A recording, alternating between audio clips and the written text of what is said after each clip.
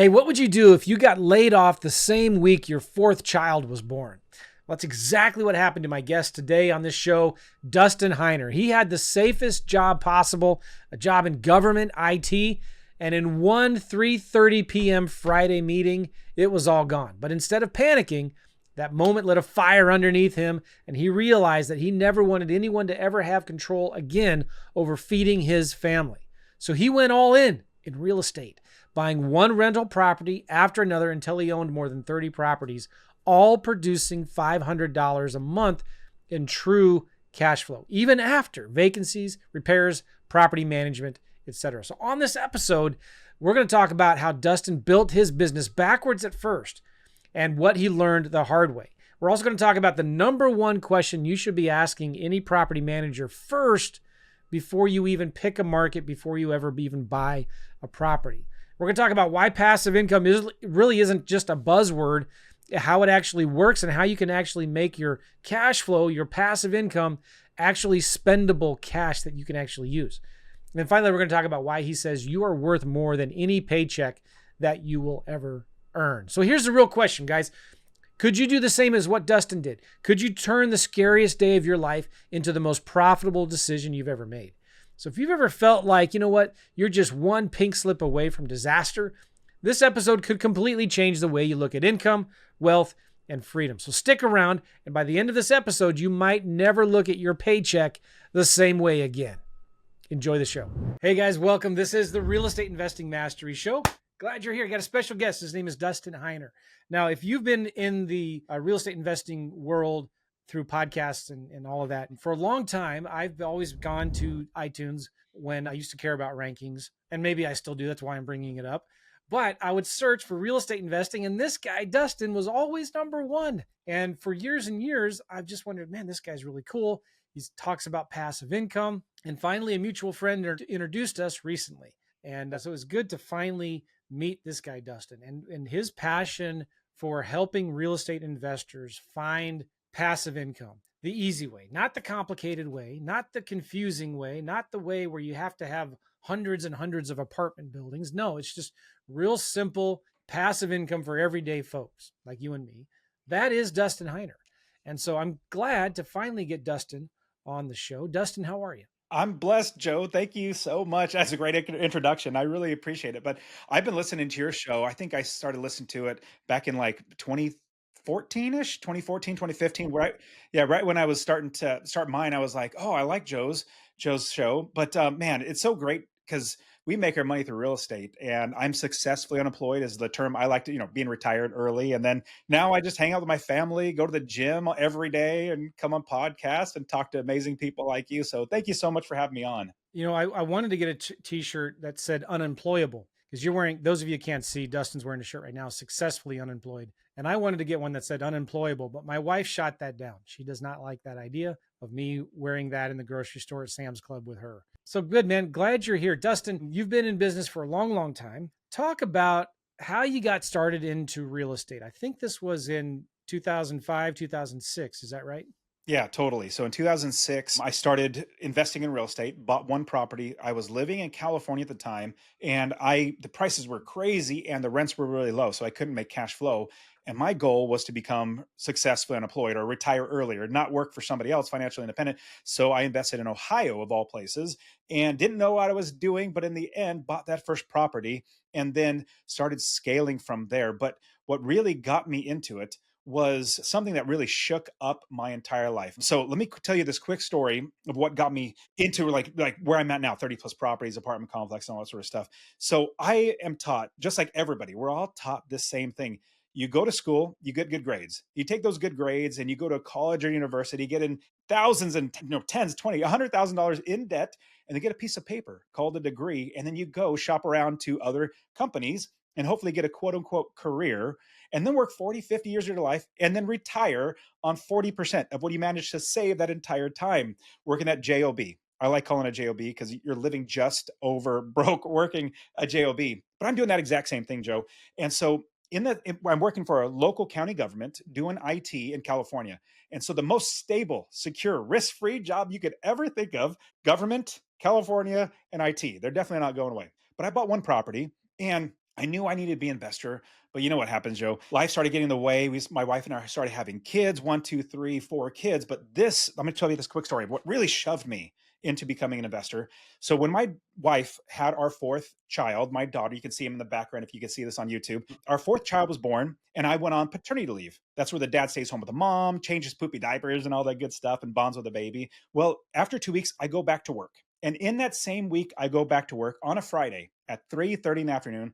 I get a call from my boss's secretary, like the top dog, and she says, "Dustin, would you please come to the office?" I said, "Sure." And I hung up the phone. I paused for a second. I thought, why in the world are they calling me to the office? Like, this is not normal. I've seen plenty of movies. Friday at 3:30 is not a good sign. So I get up and I start thinking, as I'm walking out of the hall, I start thinking about my life. And I started realizing that there were potentially rumors of layoffs coming in the county, because this was before I went on paternity leave, because there was budget issues. This was 2010. I said, I shook it off. Like, there's no way I can get laid off. I have great seniority here. My bosses give me raises because I do a great job. So I start walking down the hallway to my boss's office. Well, this hallway isn't very long. In fact, it's kind of short. But every single step that I took, it felt like the hallway got longer and longer and longer. And it felt like my feet became lead bricks, because the weight of potentially losing my job started to weigh down on me. Well, I get down the hallway and I turn the corner and I see my boss's door. His door is closed. And I see his secretary there, super sweet, nice old lady. And she says, "Dustin, would you please have a seat?" And she's trying to sheepishly kind of grinning at me, trying to console me with her eyes, because she knows everything about what's going on. I know nothing about what's going on. So I go and I take my seat and I start thinking about my life. I realize, like, oh my goodness, this entire plan that somebody else told me that I needed to follow, if I get laid off right now, did I just waste my life doing this somebody else's plan? And then I thought, oh my goodness, we just had our fourth kid. How am I gonna, if I can't feed my family, does that make me a failure as a father? Does that make me a failure as a husband, as a man trying to provide for his family? Well, as I'm sitting there, my hands get all clammy, my forehead gets all sweaty because the nerves are just crushing me. Well, the door to my boss's office opens up, and out walks a coworker of mine with a piece of paper in her hands. She's noticeably distraught, very upset, not necessarily crying, but you could tell her world has just been devastated. She walks by me, and my boss says, "Dustin, would you please come in the office?" So I get up and I go into his office and I get laid off. And remember, this is the government. Nobody gets fired or laid off the government, but I did. So I take that layoff notice and I go and I sit down at my desk, just getting laid off. And I realized two things sitting there. Well, number one, I need to get another job. I need to be able to provide for my family. So I was really blessed, praise the Lord, to find another job in the same county, a different department, wasn't having those budget issues. Check. The second thing, sitting in that chair, just getting laid off, I realized I need to make sure this never, ever happens to me again. I need to make sure that nobody can take away my ability to feed my family. So right then and there, I realized whenever anybody asked me the question, or we get the question, "What do you do?" I would reply with my job. "Oh, I work for, the county doing technology." We answer with our job. We're projecting out to the world that a value that we put on ourselves comes from our job. No, my value doesn't come from my job. My value comes from my God, from myself, and from my family. So right then and there, I made a commitment. I will always, when everybody asks me the question, I will say, "I am an investor," because I knew I needed to be an investor, but life got in the way. Now, it may so happen that almost 100% of my money comes from my job. That's not my part-time job. I'm a full-time investor. So quickly, fast forward the story. Started buying property after property after property, each one making me 400, 500, 600 or more dollars a month in passive income. Eventually, I had 30 plus properties. And I So went to you, my but you were buying homes before you got laid off, right? You started correct. buying homes in 2006. Yeah, I think I had 3. I had 3, maybe 4 at the time when I got laid off, and I just took my eye off the ball. I said, "Okay, those are going great," and you just kept working. We had soccer practice and I even had a business that I was running, my own business as well, on top of my job, on top of the family, and so I had 4 properties, but I didn't buy for at least a year or 2 just because I just took my eye off the ball. But what happened was I went after I think I had 30 properties, and each one making me 4, 5, $600 a month in passive income. I went to my new boss, good boss and all, and I said, "Boss, I'm laying you off. Like, here's your layoff notice." And, jokingly, and he laughed as well. He says, "Dustin, what are you going to do?" I said, "I don't have to do anything. I own real estate that makes money for me without working." So the last quick part of the story, I would walk to and from my car to my job a mile and a half every day. I've done it 1,000 times. This is downtown. I'm too frugal to pay for parking. Well, the last time I walked to my car, I knew that I would never need a job again. So I felt like I was walking on clouds, because No longer will I be beholden to somebody else. And the reason why I tell this story too is for you listening. I want you to realize you are worth so much more than anybody could ever pay you. And you'll know this exactly because your boss is paying you just enough to keep you working without quitting, but not so much money it takes money out of their pocket. If they paid you what you were worth, they would go broke. So, what I suggest, obviously, Joe and I are in the same boat, find a way to make money outside of working for somebody else who can take that job away from you. And then you have your value that you put in instead of making somebody else rich, making yourself rich. So I'll pause the story because you probably got plenty of questions. Well, that's cool. It reminds me too of where I was at. Like I remember just being, man, I'm one pink slip away from bankruptcy. I was living paycheck to paycheck, and I felt like I had this burning desire to be an entrepreneur, to run my own business. But I knew that the riskiest thing that I could do was keep a job and not have something to fall back on. So I just knew like the safest, best, smartest thing I can do for my family. And I'm not saying entrepreneurship is for everybody, but I knew if I wanted to really provide for my family and take away as much of the risk as possible in doing that, I needed to have my own business. I needed to have assets. I needed to understand and create cash flow. So it's fascinating to me. And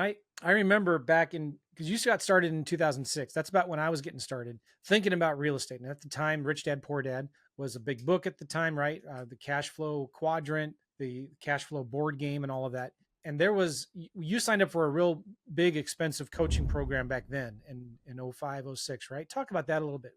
How did you get into real estate? Yeah, so I just like every employee go to school, or sorry, go to school, go to work and then watch TV just over and over and over again.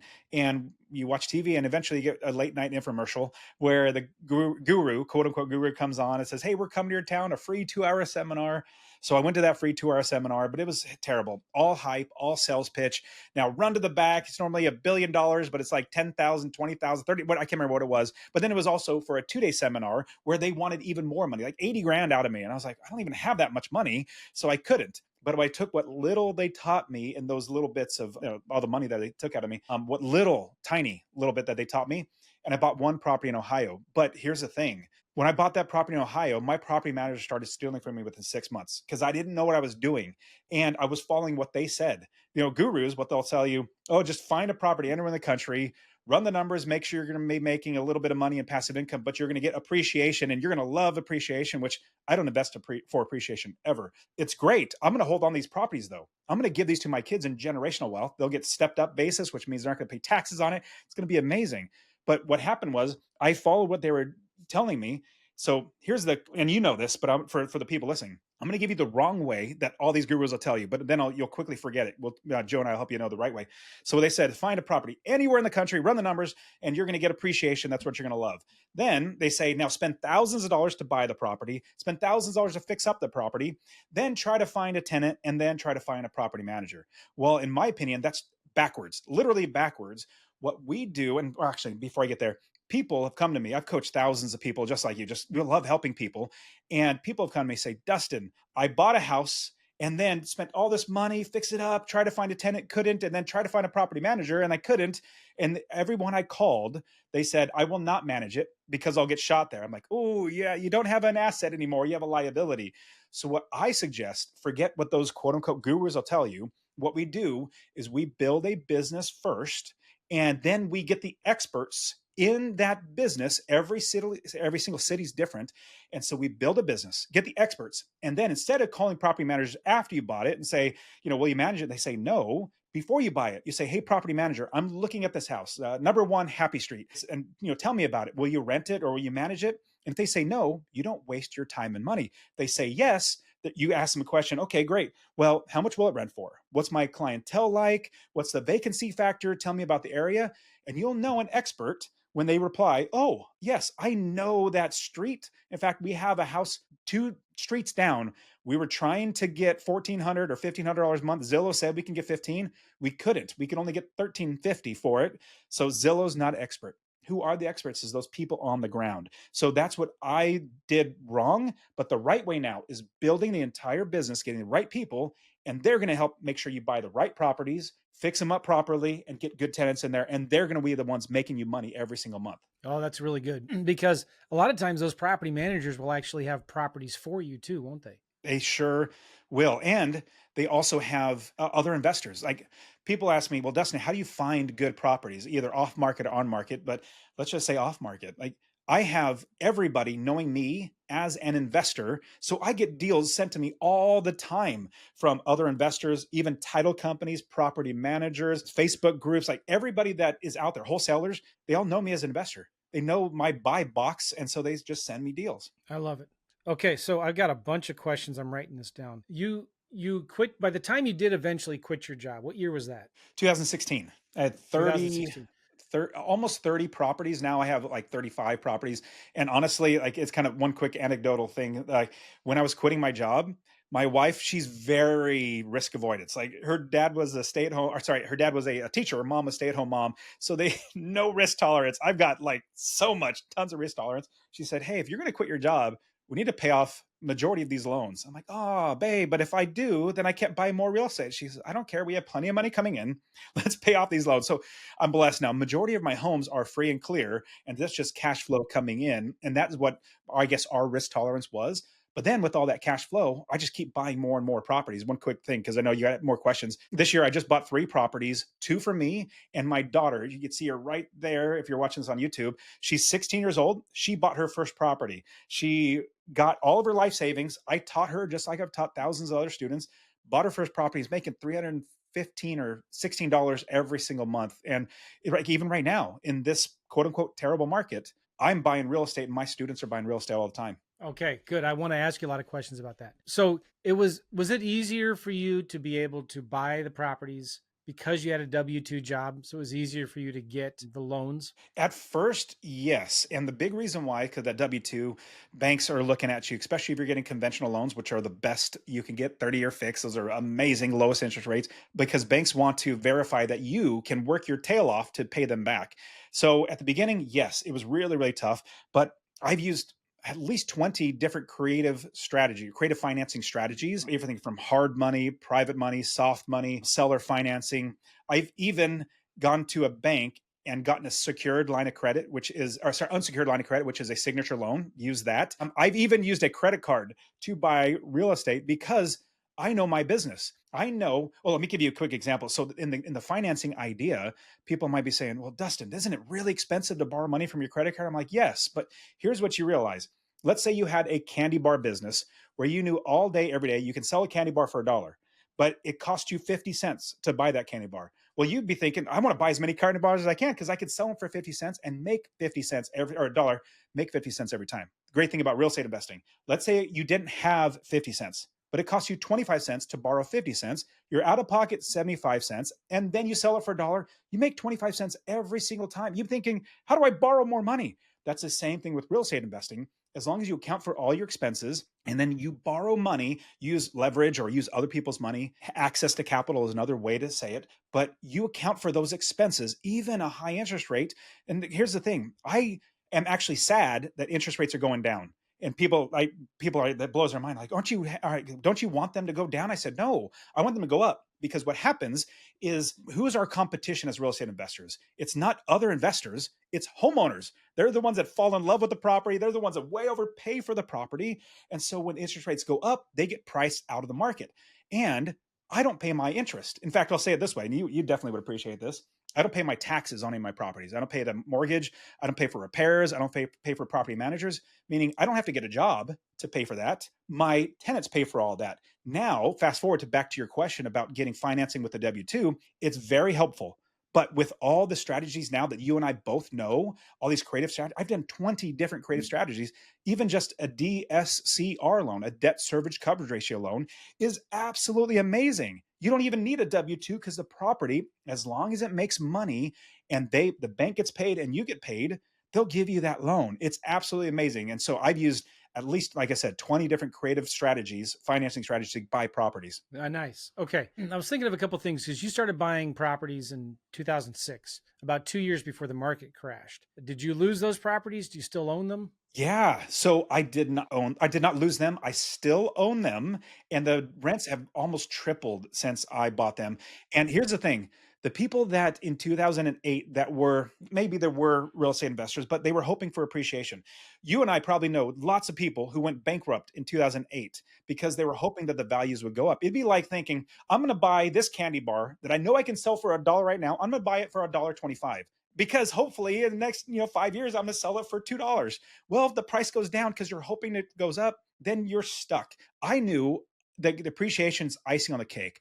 I refinanced the property, tax-free loan to buy more real estate. I'll give it to my kids. Like, the equity's great, but I can't feed my family on that. And so what I shoot for is $500 every single month from every property that I buy. $500 a month, that's $6,000 a year. 10 properties is $5,000 a month, $60,000 a year. 20 properties is $10,000 a month, $120,000 a year. And so what I realized was the appreciation is nice. We'll utilize that as much as we can, but I'm never going to sell these. I'm going to give these to my kids. And in the end, the people that got hurt in 2008, 9, and 10, they went bankrupt, is because they were sadly doing it the wrong way. That's how I would say it, because I made more money in 2009, 8, 9, and 10. And here's a quick thing. Sadly, when there's an economy crash or something, there's a problem in the economy, well, we make money when you invest for cash flow. If the market goes up, if the market goes down, or if the market goes sideways, especially if the market goes down and people sadly lose their jobs, sadly, they're going to lose their homes in foreclosure, but they got to live somewhere. And so the pool of renters go up. My rents went up in 2009 and 10. I was worried, but I was like, oh my goodness, is this the amazing thing about real estate investing? If you invest for cash flow and you do it right, get other people to do the work for you, hire experts, your tenants paying all your bills and putting money in your pocket, $500 a month, you can't lose. Okay, so I want to talk about what is passive income. I want you to define that for me, because I don't understand it. I'll be honest. When I've owned rental properties in the past, and I don't own any rental properties now, the reason why is I'm not a good landlord, property manager. I invest in businesses, but anyway, and then I put a lot of my money back into my businesses to grow them and paying off my big old fat house mortgage. Okay, but here's my question. When I owned a ton of rental properties, that little money that I thought was cash flow, would every year, every 2 or 3 years, would quickly disappear to the hot water heater, the roof that needed to be replaced, the tenant that took me 3 months to kick out, and then I had to clean, replace the carpets and paint the walls, and take another 2 months to get that new tenant in, and then pay the property manager 1 month's rental fee as a tenant finder's fee. And so what I thought was cash flow was just never there. It was just always disappearing. Now, it was true. The tenant was paying the mortgage. They were building in the equity, right? I was getting tax benefits. So there are a lot of benefits for owning rental real estate. But I sometimes wonder, is it really passive income? Like, can you really take that $500 a month and spend it? That's a great question. So to answer your question on the definition that I like to use for passive income, so active income, the opposite is you work one time and get paid one time. The opposite of that, which obviously is passive income, you work one time and get paid over and over again. So the working one time was I worked my 5 hours, what you give or take, to buy one house. And that worked one time, and now that house is working for me. That's the asset that's making me money. And so I worked one time to buy it, but then it's going to work over and over again. Now, the way to make it to where you can actually spend that $500. So the biggest thing that I realized was when my property manager started stealing from me, with my first property, I realized that I didn't find the right people before I bought the property. And I also didn't account for all the expenses. So here, expenses are very, very simple. Like, more than likely for you listening to this, you are much smarter than me. I'm not that smart. I only know addition, subtraction, and a little bit of multiplication. That's really what it comes down to. You just add up all your expenses. Property management fee, vacancy factor, if you have any taxes, insurance, all that sort of stuff. Like, you count for all those expenses, you just add them up. That's let's say it's $1,000, but you add up those. But one thing you must do, and this is how we account for that $500 a month that goes into our pocket. That's another expense line item you're going to add on there. So all your expenses are let's say $1,000. You make sure that you have another expense line item that's your passive income or your cash flow that you make. Let's say if you want to make $500 a month, well, you need to make sure that it rents for over $1,500 to pay for everything else. So when you're doing that, you're making sure that everything's accounted for. And that's even including any repairs the entire year. So you should be saving money aside for the repairs. And then you're also putting money in your pocket. And honestly, the reason why I love the $500 mark for every single property, people might be thinking it's hard to get. No, it's not. It's actually not that hard to get. You can actually get it, and we can walk you through it. But when you get that $500, that's $6,000 a year. That's a big buffer, huge buffer for you if you have a furnace go out or a water heater go out. But then at the same time, you're also accounting for all those expenses of repairs, capital expenses like the roof going out or something like that. And you're also saving money for that as well. Does that all make sense? Yeah. So you're saying after vacancies, maintenance, repairs, property management, taxes, insurance, and CapEx, because there's certain repairs that have to be done, right? And there's vacancies. Toilets But and when stuff you like can that. Yeah. also set aside money for the future water heater that needs to be replaced, right? The toilet that needs to be fixed and replaced, whatever. You still try to cash flow, net cash flow, $500 a month. Okay. So let's talk about how you find those deals, because I hear a lot of people saying, no way, Jose Canseco, you can't do that. Like, so walk through, how do you find a deal where there really is a net cash flow of $500 a month? So I'll give you an example. Just one of the properties I just bought like 5 months ago, 5 or 6 months ago. So I invest in Ohio, Texas, Arizona, Tennessee, and Indiana. And in each one of these places, I build in business, like I've told you at the beginning. Yeah, we build a business and make sure the experts do the work for us. But in one of my areas in Ohio, I bought a home for $67,000 and fixed it up. It was like $20,000 to fix up. So let's say closing costs and everything, with everything all in, about $90,000. Well, $90,000 or so, yeah, now the value of the home is like 140, maybe $150,000. So I found it off market. Another investor was trying to offload it, so I bought it from him. He was going to sell it to a wholesaler, but he's a friend of mine, so he's like, I'll sell it to you for the same price as this wholesaler. I'm like, that's great. So I bought this property out of pocket, 90 grand. It's worth $150,000. And then I want to say, like, the mortgage and all the taxes and everything, I think we're probably $600 a month. Nah, probably $700 or $800 a month total. And then it rents for $1,300. So these properties are out there. And so when and you know this, like, and hopefully your listener, for you listening, you know this too. You don't buy the best house on the block. You buy one of the worst ones that nobody wants, and then you fix it up and you make the forced appreciation, which means if I put in $20,000 worth of work or expense to make this property worth more, now it's gone up another $30,000 on top of that, of how much money I put in. And so I have that much more equity now. And then I cashed out, refinance, pull out to buy more real estate in the future. I haven't done that yet. But so these properties are out there, and people might be asking, well, Dustin, with interest rates really high, when price is really high, how do you do this? Well, you need to figure out what your expenses are and then decrease your expenses, because you cannot force the rents up. Like if you put granite countertops in there and make it the Taj Mahal, you're not going to get much more because there's only so many people in that area that would rent it for that much. You might get $50 more. It's not going to. So we look at, how do we get our expenses down? The number one, like taxes, you might be able to appeal it and save $50, but the number one thing is your mortgage. And how do you get your mortgage lower, your payment lower? You get the purchase price lower. Interest rates, whatever it's going to be. I mean, you could definitely buy it down, get a reduction by buying it down. You can do that. But in the end, what it comes down to, find the properties and buying them for lower so that it fits your criteria for the passive income. So you're buying properties that need updating, they need fixing, right? So you're not going to a turnkey provider, Correct. and buying Turnkey a property providers, that's already fixed up. I'm not a big fan of turnkey providers personally. And here's the big reason why. It's not hard to do this investing thing. It's not easy because everybody would do it if it was, but it's simple.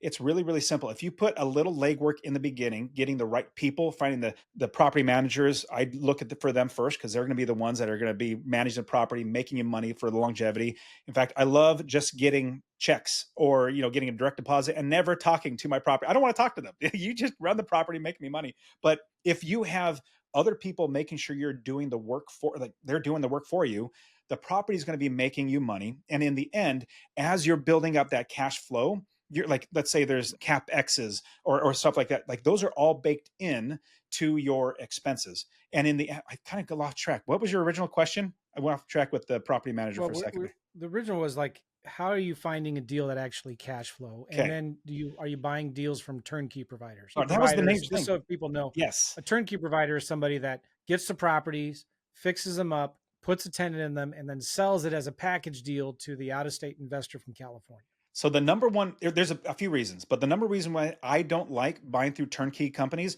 it's not that you're spending more money for the property. It's definitely not that. What it is you're getting a property that somebody else has built a quote unquote business. They got the contractors, they have their own property management company. So a lot of turnkey providers, they have their own property management, but it's like a secondary thing. Like, oh, we just got to manage it. So let's go ahead and just put that random business together. They're not actually property managers. I've known quite a few, and the people who buy properties from these turnkey companies, they don't continue buying because the management's terrible. So you're getting somebody else's business. That's when I boil everything down. You're getting somebody else's business that they built, that they don't care about, that they're just going to sell you the property. That's the number one. I don't want to have somebody else's business. I want to build my own. But number two is you're leaving so much money on the table or giving it to the turnkey company because they're buying. I'll give you an example. So there's another guy that I know who does turnkey. He'll buy it for 55, 60,000 a property in Ohio. He'll put in, because he has a big crew, 15 grand into it. So let's say he's out of pocket 80. He'll sell it for $145,000 turnkey.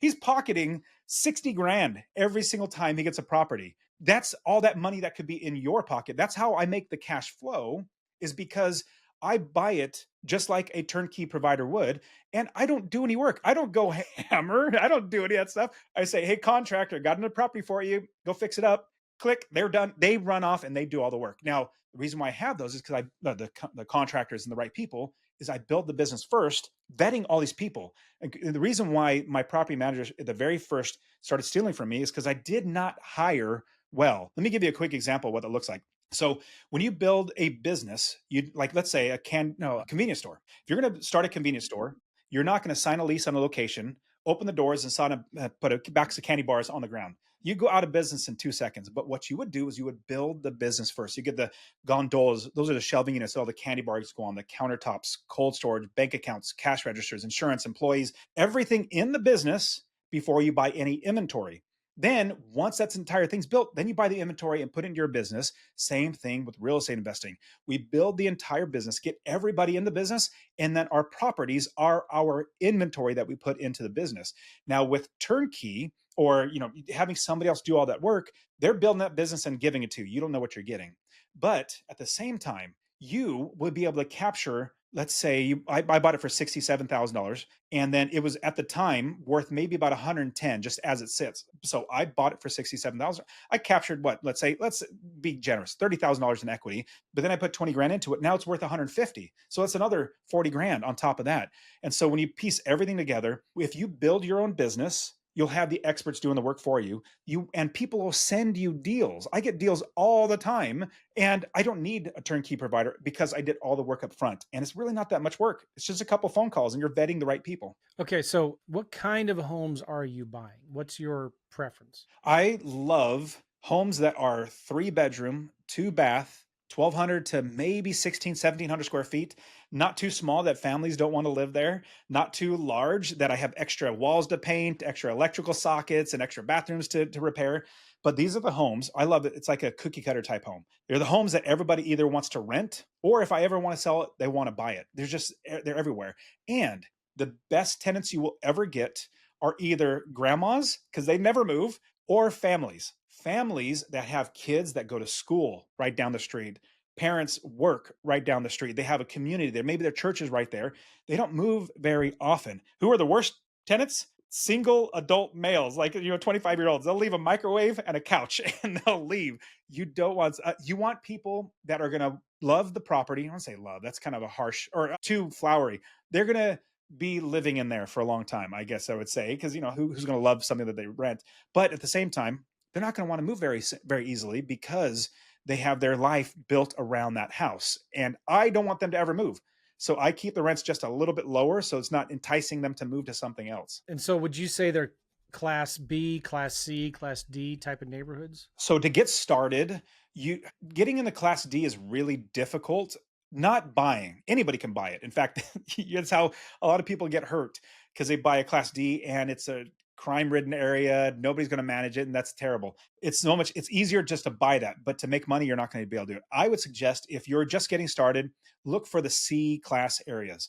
B is great. Don't get me wrong. I love B areas. A areas obviously are really good, but it costs a lot of money. I want lower purchase price, higher rents so I get more cash flow. If you're going to buy let's say a $400,000 house and your mortgage payment, what would that be? Let's say $2,500 or something like that. And you're making $200 a month in passive income, 300. Like if you don't have enough passive income, 1 month of that mortgage hitting you, that's going to take your entire year. So what I love are lower priced homes that my mortgage is like $300-$400 a month. And if I can weather the storm if it's not rented for 1 or 2 months. Is there like a minimum year built that you like to use or look at? Man, I've never been asked that question. No, I even own homes that were built in the 1900s, like 1902 or something like that.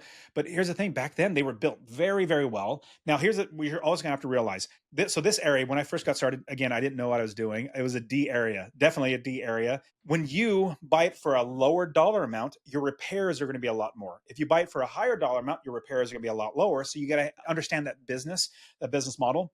Since then, I love playing Monopoly. Monopoly, you start with land. I know you do land. You start with land, you build, and then you eventually get to multifamily. You just keep growing. You keep scaling, getting bigger and bigger. So what I did, I started in a D area because I didn't know what I was doing back in 2006. Eventually went into C areas, a lot of properties in C areas. Now I'm buying predominantly in B areas. I don't like A areas unless I'm going to do Airbnb, but even then it's just too much hassle. But what I love is when you have a good B area, you have options. You could long-term rent it. You could midterm, which is 30, 60, 90 days. You can also do short-term, and you could also do co-living. So you have a lot more options when it's in a B area, but a C area, you're going to do long-term to midterm and co-living. Short-term might not be the best. You and I both love coaching people. And when we show people all the options that are out there, the whole problem with most people, most of our students, comes because they don't know the options. They don't know all the different things that they can do to make money for them or to find properties. What we love to do is show that there are so many options out there, just like a tool in your tool belt, like all the 20 different ways that I got financing to buy properties. Think of it, 20 different tools in my tool belt. Whatever deal comes my way, I just pull out the tool or 3 tools and buy that property and then start making money from it. Okay. I want to ask you about property management companies because that's a big component of this. You need a good property manager. It's kind of like the first person that you need to find. And there are good property managers out there. And guess what? The good property managers will not let you buy a Class D house, right, in a bad neighborhood because they don't want to manage it. But how do you pick the market first or do you pick the property manager first? Fantastic question. So market first, meaning the entire country. Your option is the entire country. So you got to drill it down. So find the state. I suggest not going in states that are not landlord friendly. California is terrible. Oregon's terrible. There's plenty of terrible ones, but there's a lot of good ones.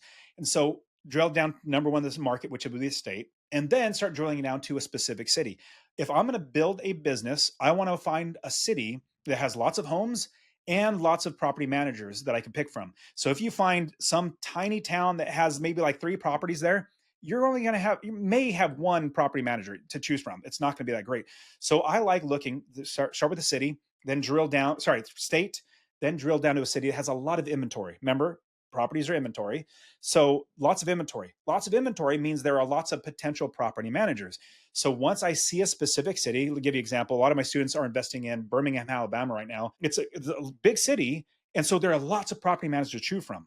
So area, drill down to the city, then you call your property manager. Now, Joe, I'm sure you've asked this question, but I'm going to get for your listener. I want to give you listening.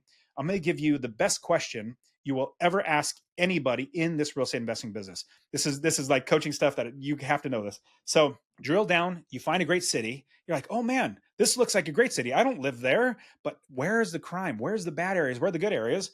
You don't ask a realtor. A realtor, they just want to sell a house. I'm not for realtors. Realtors are salesmen. I mean, I've got thousands of realtors working for me. That's just everybody sends me deals.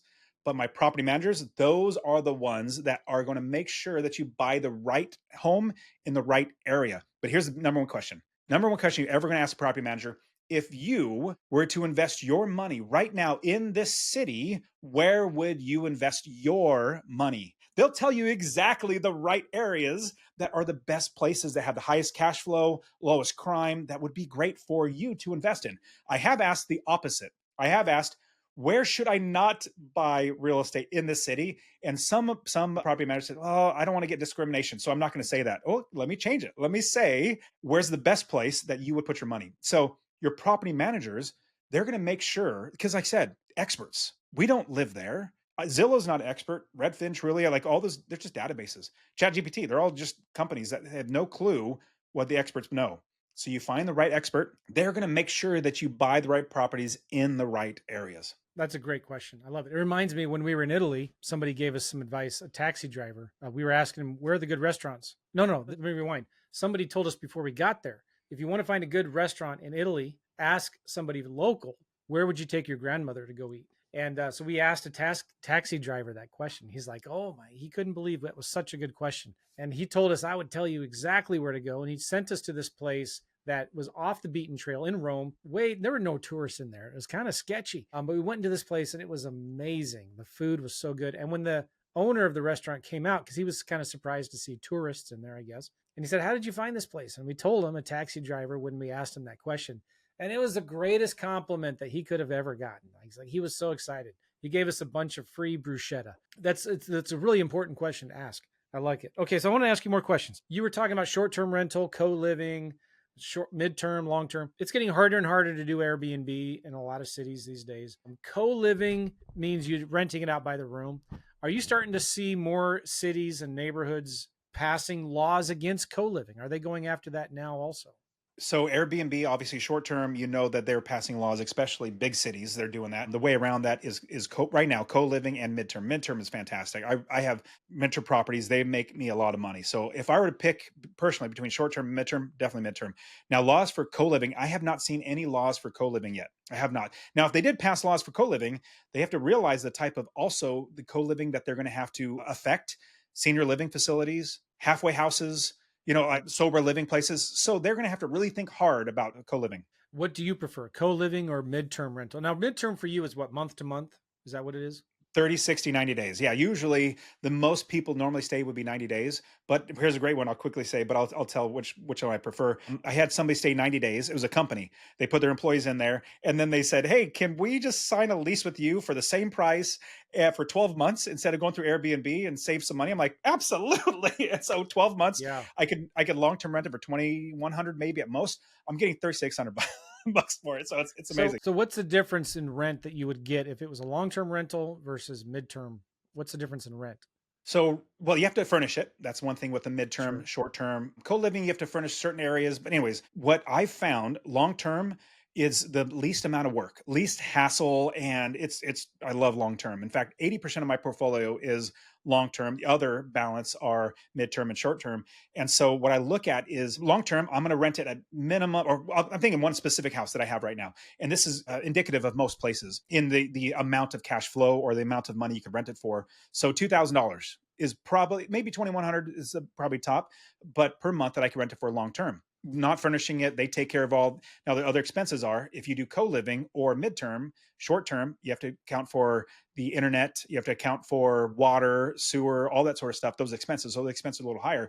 But this one, I'm renting it for $3,600 instead of $2,000 or $2,100.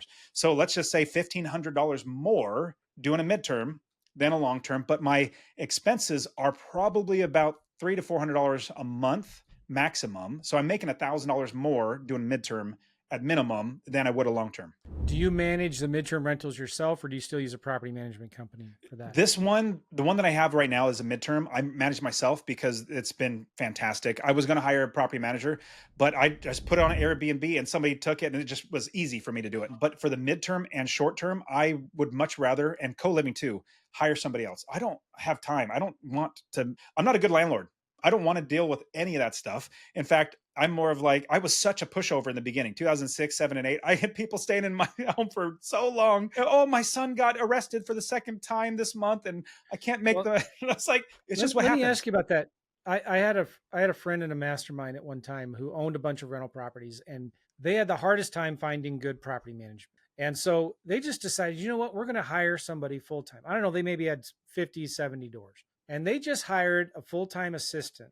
And I don't even know if it was a virtual assistant or they didn't even have an office. So it was somebody. They hired, their sole job was to manage all their rental properties. And what they did is they gave that person some books on managing, being a landlord, landlord for dummies or whatever, and some courses that they bought on how to be a good property management company or how to manage rental properties. And they said their problems went down, their expenses went down, the rent was, long-term tenants were happier because they were getting more better attention and things like that. So they did bring it in-house, but they said it was the best decision they ever made in their business because they were able to control it more and keep costs down and make sure the tenants were getting better.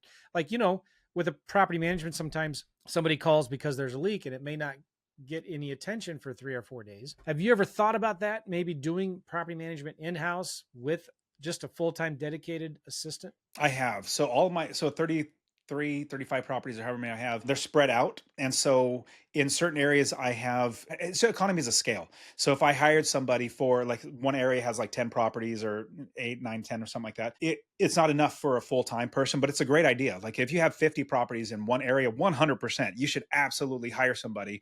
You can get somebody full-time. That would be fantastic for the price. Because let's say you're renting it, I'll do easy numbers, $1,000 a month. That's you're renting it for. It's $100 per property. That's $5,000 a month that you're paying to a property management company that you can basically put it back in your pocket and or hire somebody else and have them maybe even be part-time. So it's economies of scale. So if you have 5 to maybe 10 properties, it might not be the best, but at the same time, it's a great thing to even look into. So you're doing this in virtual markets.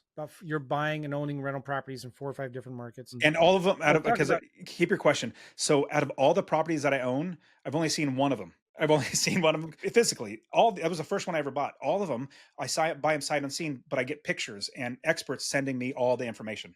And I love that idea of you're finding the good property managers first, and that is the key to making all this work. Because without a good property manager, this whole thing falls apart. It's terrible, and you're miserable. You're pulling your hair out. All right, so you're buying the worst property in a good neighborhood, Class C mainly, right? And you're fixing them up. Not the Taj Mahal, but they're nice properties. They're good bones. How are you finding good tenants? Is that just the property manager's job? Property manager's job, and then they bring them to me and say, not all every property manager is different, but usually they want to get a sign off from me saying, yes, I approve this one tenant. And so there's criterias, everything from, I tell them, I don't want anybody that's ever been evicted. Now, maybe if they've been evicted like 8 years ago, I might look at them. But if it's been 2 years, I'm going to be the next eviction on them. So that's one criteria. Another, and in the C-class areas, you have to lower the credit score amount. It might be like 580 that you have to lower it to. But what it comes down to, I found evictions are terrible. If they have I'll give everybody, for you listen, I'll give you something you have to do. But if somebody has a felony, it's like, man, I don't know if I really want somebody like that. But here's the thing. If you are ever not bringing somebody into your home for whatever reason it is, I don't care what the reason is, never tell them the reason. Just tell them you don't fit our criteria. That's all. They might be asking you over and over again, well, what did I miss? What did I miss? Like, what's the problem? Oh, you just don't fit our criteria. They can ask you until they're blue in the face. Do not reply, because in the end, they could come back and say, well, you didn't like me, so I'm going to sue you for that. No, just leave it. Just say you didn't fit our criteria and move on. While you're talking, have you ever heard of this software called dealcheck.io? I have. While you were talking, I looked up a rental property that I could buy right now in a decent area in St. Louis. And I'm putting in the numbers into DealCheck, and it's a calculator that helps you calculate your cash flow, right? After all your expenses. And then it does all of those fancy ratios. And what I'd like to do is walk through this with you, please, if you wouldn't mind, and tell me where I'm off. Now, maybe you have a better calculator that you could show. They're probably the same. I've used it, and I sent a lot of students to it as well, but they're all the same. Okay. It's going to be the same. What we have to look at is how are we going to fix our expenses to bring them down? So let's walk through it. Now, what I did is I went to St. Louis County. There's St. Louis right there. I did 3 bedrooms only, not 3 to 4, 3 bedrooms, 1.5 plus baths. And then I did house only, max square feet, 1,800. I'm just trying to trim it down. I don't want too big. And built after 1950. All right. So that takes away a lot of the properties, if you're familiar with St. Louis, here in the hood, right? North St. Louis right here is really bad. Okay. So you can see there's not many green dots there. And I just scrolled down and I found this thing right here. It's currently, they're asking 99 grand for it. 3 bedroom, 1.5 bath, about 1,400 square feet. It's brick. It doesn't have a garage, but it's a converted bedroom maybe or something. Oh, so that's what makes it a 3 bedroom then. Yeah, probably. Okay. I'm guessing.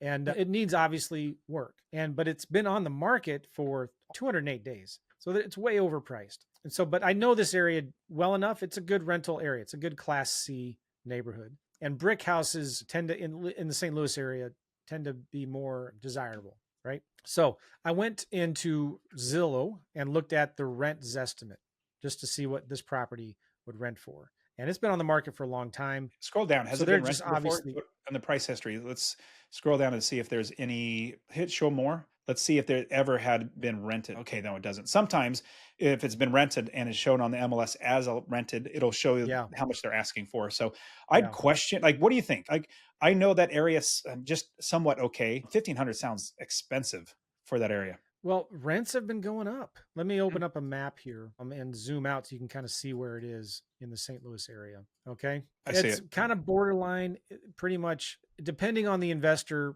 you get less comfortable over here and more comfortable over here. But I think 1,500 is kind of high for this area of St. Louis. Okay. But it's, it's a decent neighborhood. If you were to drive the street, do Google Street View, Well, let's just this say is the neighborhood it is. So I think Zillow's going to err on the side. It's going to be too high. So it says 1545. I would probably personally, I'd run my numbers at, like, let's say 1495. That I would, Okay, I would good. feel a little more comfortable doing that. Well, that's what I did. Now, this program called Deal Check, it's pretty cool. It's a great way to analyze properties and get all of your details on it. So let's start here with property description. This is the address of this property. It's a house, 3 bedroom, one and a half baths, built in 1961. Here's the description that came from the listing. All right, purchase worksheet here. It's listed right now for $99,000. Way too expensive. So maybe, I offer 80 and I might get accepted. If I could pay cash, close in 30 days quick, I think I wouldn't want to pay more than 80. I'm just kind of throwing that number. I pulled that number out of my, what. After repair value, if it's completely fixed up, 129 is the number that they came up with. And that might be the Zestimate value. I don't know, but I think that might be fair. 129. So this now using financing, 20% down. Is that pretty good? Yeah, it's probably fine. I've Standard? my students, we've been getting 10%, but obviously the deal changes just a little bit. But yeah, 20% is on average. Okay. 7.5% interest. Would you say that's a good number? That's so DSCR. I got a $550,000 loan. I bundled 6 properties together, and it was a 6.5% pull at 550. But I would say probably about 7% is probably a little better, especially with interest rates that should be coming down. And this is, let's just assume that, you've got a W-2 job and it's easy to get loans for rental properties. Yeah. So 7%, 30 years. This is a traditional, conventional, whatever mortgage. And the cool thing about Deal Check is you can customize all of this. Like you can have additional loans and whatever. Purchase costs, about 3% of the purchase price. That would be closing costs or whatever. You can make that less or more, but keep it there. Rehab, I just said, 35 grand. That could be paint, new flooring, new kitchen. Boy, I don't know, maybe 50. What do you think?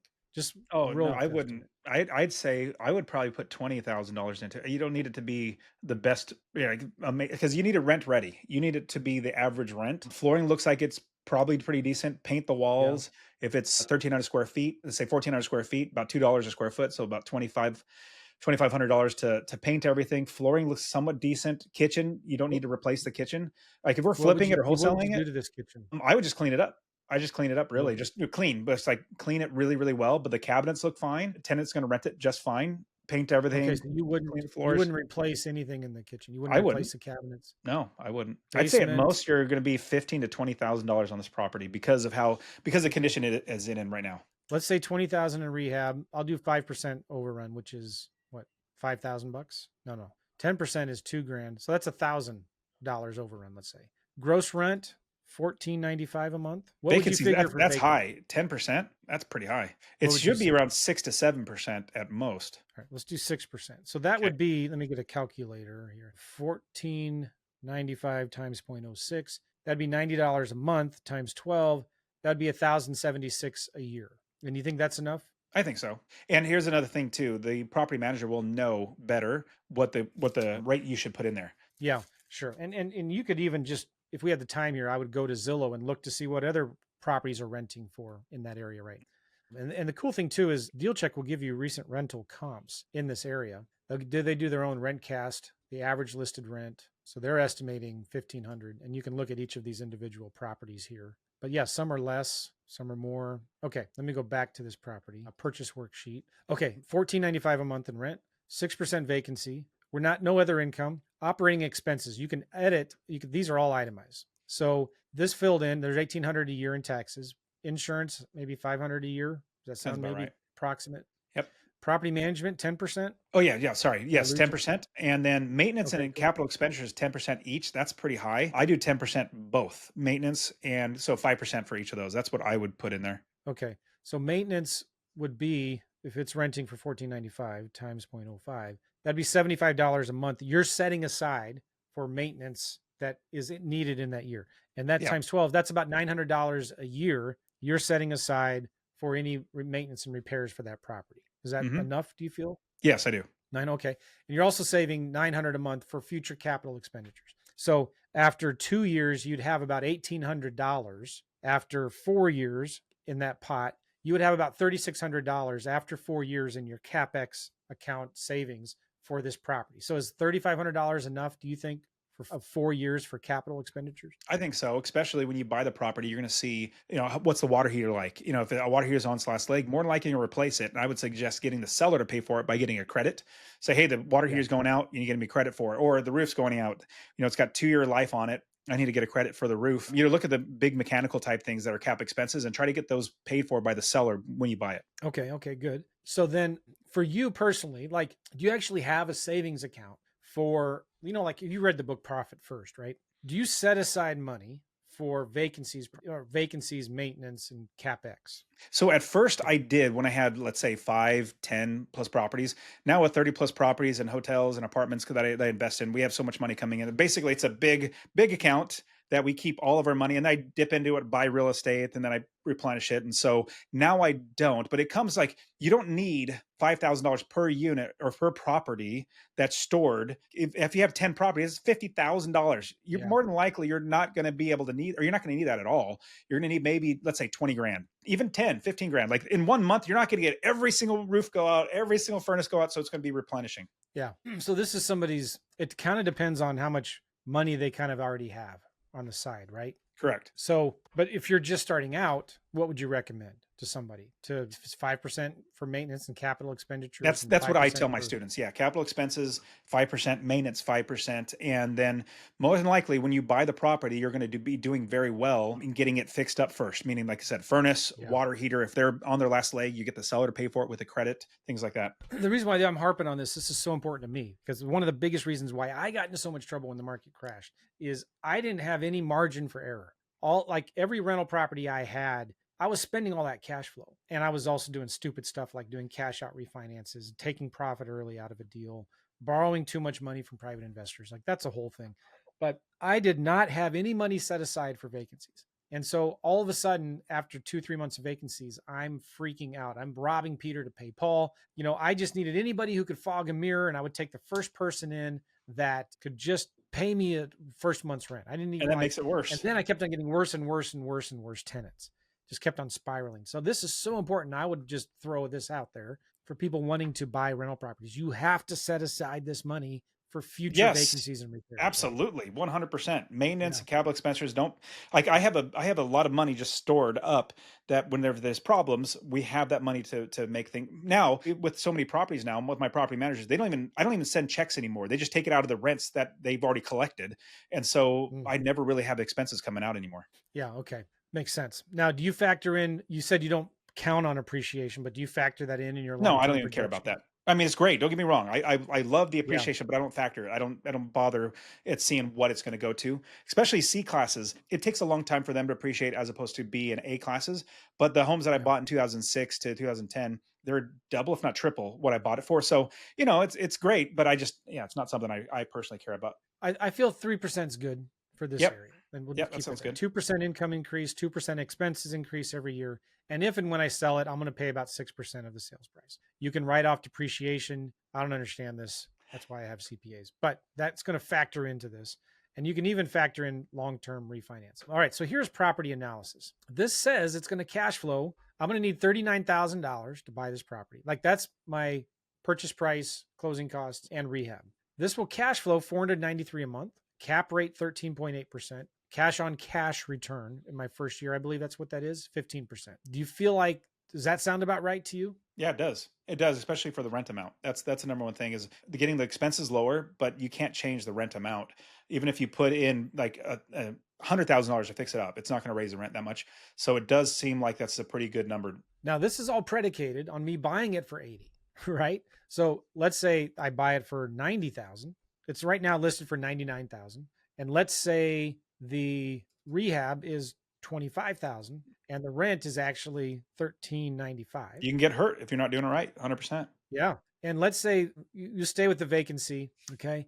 And then let's go now to property analysis. My cash flow drops to 365 a month. Still not bad, but my cash on cash return dropped. So, Joe, let me explain. So, when I started coaching people, I realized I had to give them like criterias to hit, and all like the appreciation is going to take care of itself. All of the rehab and everything's going to take care of itself as long as we get the cash flow higher. If we can get the cash flow high, everything else streamlines back way, as long as we're accounting for it. Like if you're saying no maintenance and no capital expenses, like you're not smart. Like you got to do it right.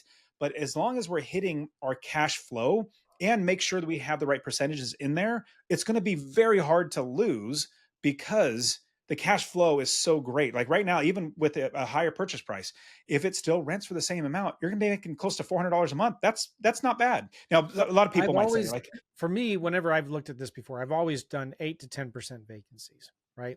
And then in my operating expenses, I've always done 8 to 10% maintenance, 8 to 10% CapEx. So let's just keep that at 10% property management. Let's bump up maintenance to 8%, capital X to 8%.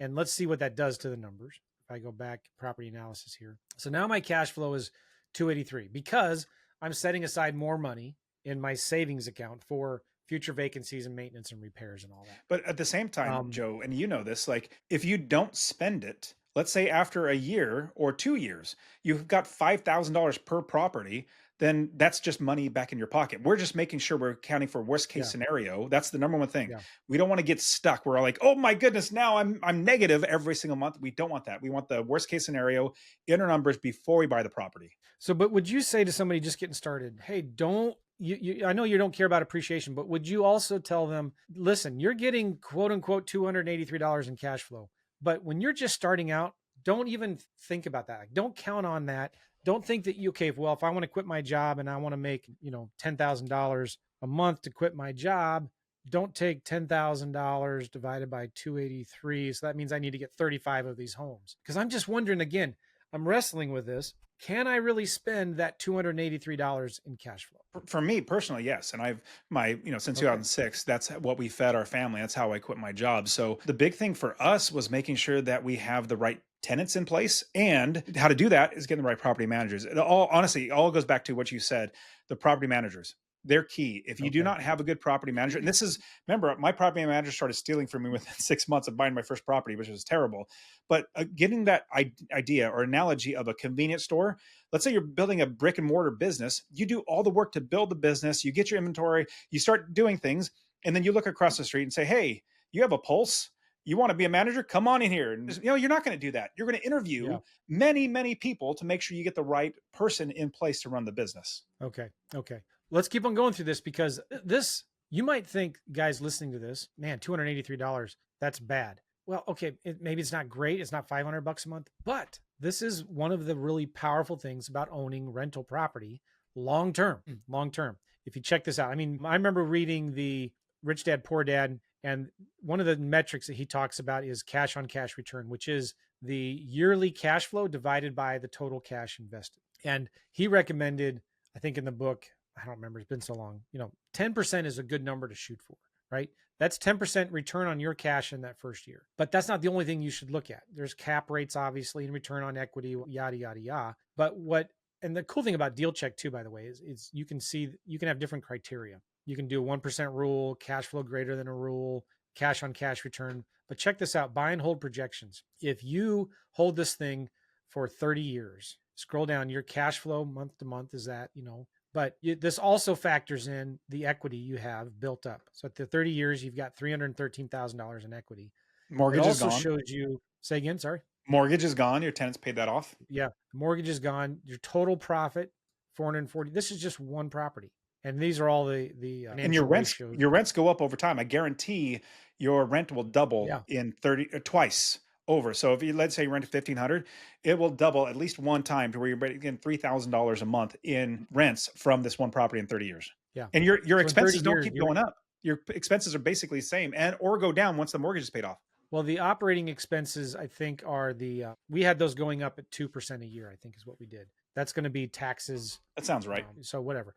But then the equity over time, this is the great thing right here, right? Your loan balance is going down, the value is going up, and your equity is going up until you own it free and clear. So, and then this also factors in depreciation. So this is another thing that you got to think about, right? You get, and on year one, you're only getting $3,300 a year in cash flow, right? But you're getting $15,000 in deductions in just the first year, which depending on what tax income bracket you're at and all of that, that's significant, more significant for others. But it could be, if you have enough of these, you don't pay any taxes at all, income taxes. Your equity is growing. So anyway, it is powerful. And I kind of geek out over these things. And the cool thing about this is if you are selling properties, this thing too, I don't have any interest in deal check, but if you go to offer calculator, you can actually calculate an offer based on different rules that you want. So if your minimum cash flow you want on this scenario is 500 a month, it'll tell you then you need to buy this property for 44 grand.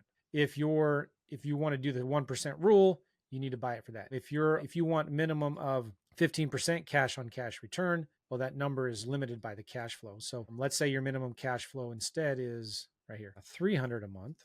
Okay. Now you need to buy it for $49,000 because it's limited by the cash on cash return, where you need to make at least 15% on your money. Joe, as a property, I believe this property is worth for an investor $50,000. That's like the top I would spend for this property because I want to fix it up, because I want to make it worth more. So this is probably about right, because it's not a good property to buy. You don't buy at market value. So I would say $50,000, fix it up for 20 grand. You're in 70 grand and you're going to be making great cash flow. And this is why I've preached this a million times. You need to learn, if you're an investor, whether you're a buy and hold investor, you're a landlord, you're a rehabber, a wholesaler, the most important skill you can learn is finding good deals and knowing what is a good deal. And you just nailed it on the head. These numbers probably won't work buying it for 80 grand like I was originally doing here. But if you bought it for 50 grand, all right, let's look at the numbers here a little bit. This kind of changes things a little bit. Rehab, 25 grand. Rent, let's just be conservative. Keep it at $13.95 a month. Let's be conservative. Well, no, let's keep it. Vacancies, you had 6%, I think you said, right? Mm-hmm. Yeah, 6%. Let's do maintenance 6% and CapEx 6%, like you had it. And then we'll go back to property analysis now. Now, look at this. Boom, there you go. $550 a month cash flow on this deal. And it's you even have $100 less than what we would probably rent it for. So we're conservative on the low end. So we're not going to get surprised. That's the thing. I want to be surprised with making more money. I don't want to be surprised with making less money. Yeah, exactly. Cash flow is solid, right? Now you don't get as much depreciation. That's interesting. Well, it's just not worth as much. It's, $50,000. It's not depreciate. Yeah. Sure. So yeah, this is fascinating stuff, right? Like, and people are wondering, okay, how can you buy this property? It's listed for 99. How can you buy it for 50? Well, you know how you buy it for 50? You offer 50. That's it. I would also, I'll say one thing. I'd probably offer $39,722. And I don't like offering specific, like $40,000. I don't want to do that because it tells it just psychologically, okay, they're willing to know. I know my numbers. I need $39,722. That's what I need. And then that gets them to think, oh, this person has a specific number they got to get to. So that's how the psychology of negotiating. I love negotiating. And if you zoom out, I'm in this same neighborhood. These are current active listings right now in this neighborhood. And yeah, there's already properties that are listed for 39, 72, 78. And if I switch to solds in the last year, look at these things that you see. Now, these are smaller homes, right? You could create the filters, but there are properties selling here for 50 grand, 52, 75. So there is a place for that. Yeah. Okay, cool. Very interesting. I appreciate you letting me share the screen there. I love it. Good stuff, man. I don't know if I have any questions. I asked them all. You've got a free course, right? For people that are wanting to become successfully unemployed like you. We got to get some shirts, unemployable. I think I think that might be good. I gotta do that again and just not even ask my wife. I'm just gonna do it. Oh, just do it. Just do it. Yeah. So how can people get more information about you, Dustin? And how can they get your free course? Yeah, absolutely. So I'm on a mission to help 1 million people to invest in real estate. So hopefully you're one of them. I want to give you my course completely for free. I've had people invest just for my course. So if you text the word rental, RENTAL, rental to 33777, rental to 33777, I'll give you my course completely for free. Or you can go to masterpassiveincome.com/free course. All one word, masterpassiveincome.com/free course. It'll show you how to find a property or a country, anywhere in the country, to find real estate, to buy real estate, to scale your business, to get 30, 40, 50 properties, to be able to quit your job. You could even, I have my own podcast. Joe, you're going to be on it in just a little bit. The Master Passive Income Podcast. It's mainly just a solo show, me just coaching how I do this. And so Joe's one of the few people that I get to come on and be a part of it as well, which is going to be amazing. And then at the same time, if you find me on YouTube or anywhere, Master Passive Income, you can find me. One quick last one. Joe, I've actually been having a lot of fun with social media, and I never thought I would, but on Instagram, I've grown my Instagram, coaching people how to invest and get finances in order and get financial independence. I'm at 200 and almost 40,000 followers on Instagram without buying any of them. These are all hard earned. Nice. So yeah, so you can reach out to me. Actually, I handle it myself. So if you want to DM me, I love chatting. Let me know you listen to Joe's podcast. I'd love to know. But if you could find me, the Dustin Heiner. And it's the only handle I can come up with. I'm not the arrogant Dustin Heiner, but it's just the only handle I can come up with. But it's just my way to connect with people. I'm an extrovert, so it really helps me to be able to chat with lots of people. But Joe, this has been great. I'm so glad to be on the show and can't wait to have you on mine. Yeah, thank you for letting me ask you a million different questions. Again, text the word rental to this number, 33777, to get Dustin's free course. And you can also go to masterpassiveincome.com/free course. Go check it out. Appreciate you, Dustin. Look forward to being on your show. And go listen, go here. You want to find Dustin's podcast, just go to Apple Podcast or Spotify and type in real estate investing, and he'll be at the top of the list. Okay. Just do it. And then go search down to like page 6 to find mine. All right. Well, I love how long you've been doing it. I remember listening like 2014 or something like that, listening to your show. I was like, man, this is great stuff. I got to do my own. I love it. All right. Thank you, Dustin, for being on my show. Appreciate you. Have a good one, man. All right. You too. Thanks.